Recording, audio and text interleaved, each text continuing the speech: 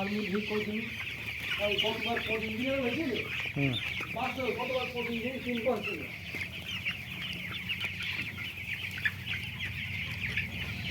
তখন বড় ডিম ভালো মিল করতে পারছি বুঝছেন বড় ডিম ভালো মিল ভালো বাবা ডিম ভালো মিল ভালো